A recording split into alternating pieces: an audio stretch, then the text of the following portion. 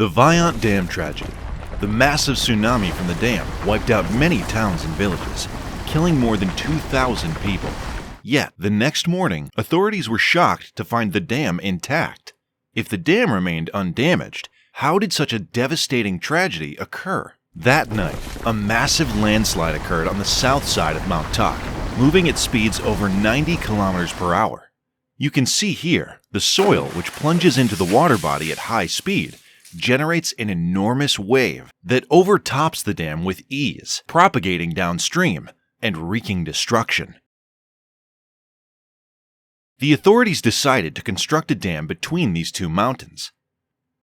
The area's strong rock formations were seen as a suitable support for the dam, while the steep angles and narrow gaps promised significant savings in construction materials.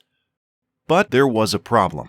Mount Tok had a grim nickname. Locals called it the mountain that walks. This region with vertical cliffs was infamous for landslides, sometimes shifting inches per year, and other times moving at speeds of tens of kilometers per hour. However, the authorities were convinced that the narrow region was ideal for dam construction. The Vajont Dam featured a beautiful double curvature arch design, also known as a shell arch design. The curvatures in both directions efficiently resisted the immense hydrostatic pressure, much like the thin shell of an egg withstands applied force. To grasp how slender the Vajont Dam structure was, compare it to the Hoover Dam, which is a gravity arch dam. The initial proposed height for the Vajont Dam was 150 meters, but this was later increased to 200 meters, and finally to 260 meters, making it the tallest dam in the world at the time. It had the capacity to hold 168 million cubic meters of water and was estimated to generate 200 megawatts of electricity from different hydroelectric power plants. An impressive feat. Filling of the dam began in February 1960. When the water level reached 170 meters, authorities noticed a large crack on Mount Tok, an ominous sign that a major landslide was imminent. The rate of displacement was measured at 3.5 centimeters per day. To understand this phenomenon, we must delve into some crucial geotechnical details.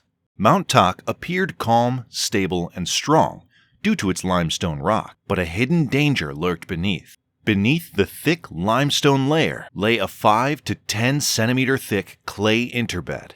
The high slope of the mountain, combined with the limestone's permeability and the clay layer acting as a slip surface, created a perfect setup for disaster. As the dam filled, water percolated through the limestone, weakening the clay's shear strength significantly. Heavy rainfall between 1960 and 1963 further exacerbated the situation. This is why the landslide began to mobilize in 1960, just 9 months after filling commenced. On November 4, 1960, when the reservoir depth reached 180 meters, a large failure occurred.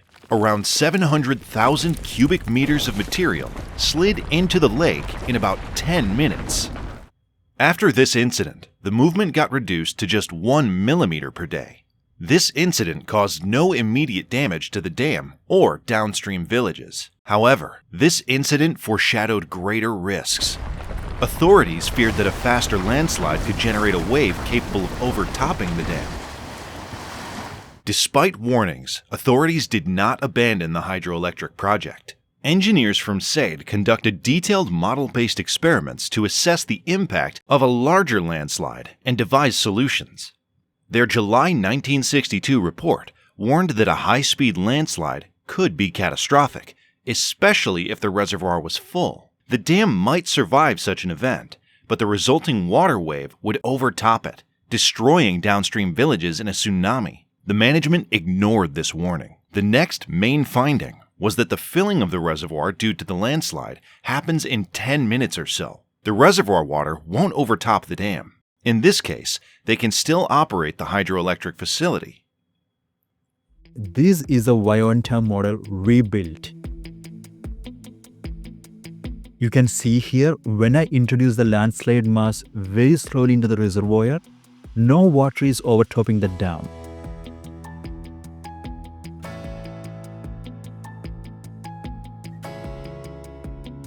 In the second experiment, I am dropping the mass into the reservoir. Interestingly, small waves of water here, and it is able to overtop the dam.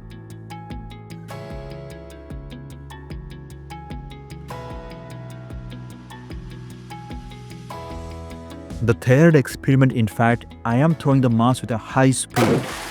Here, a huge wave followed by many small waves, easily overtopping the dam by a great extent, an extremely dangerous condition. Interestingly, in this case, the volume displaced by the water is much higher than the volume of mass I introduced. However, the authorities wanted a very slow landslide. In that case, the tunnels on the left side will be blocked. So their solution, build the tunnels on the right side. Their solution to control the rate of landslide was by controlling the water level using drainage tunnels. More the water height, more will be the joint water thrust in the rock, hence a higher movement of mass. If they want a controlled landslide, just reduce the water height. The engineers were obviously playing with human lives. The Vajont Dam mountains had impressive internal tunnel arrangements. Some tunnels would fill the reservoir, while other tunnels drained it out. Here is the main power production facility of the Vajont Dam, Colombo Power Plant. This was a Francis turbine-based power generation facility. By controlling the valves of these tunnels, authorities were able to alter the water height in the reservoir easily. The authorities installed electric poles and light to observe the movement of the crack, even at night. These are the sequence of their water level experiments and its impact on the landslide. At first, they reduced the reservoir height. The movement reduced from 8 centimeters per day to 3 millimeters per day at a level of 185 meters of water. When the level was 135 meters, the movement was just 1 millimeter per day. Remember, by this time, the main landslide mass had moved an average of about 1 meter. In October of 1961, they started the second filling of the dam and reached a water level of 235 meters. The movement velocity increased to 1.2 centimeters per day. In November 1962, the authorities started the second drawdown of the dam. By April 1963, when the water level height was reduced to 185 meters, the movement rate was effectively zero. These experiences increased the confidence of engineers. They believe that the landslide can be controlled by adjusting the water level. You can guess what they've done next. The authorities went for filling the dam once again, the third filling. Until July 1963, when the height was 240 meters, everything went smooth. The rate of movement increased only by a small amount, half a centimeter per day.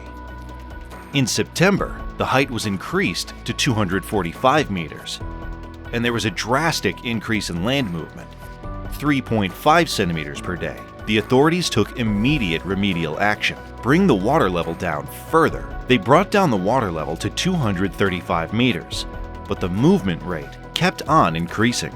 On October 9, 1963, the movement rate was 20 centimeters per day. There was excessive on-site monitoring at the dam when the rock slide occurred.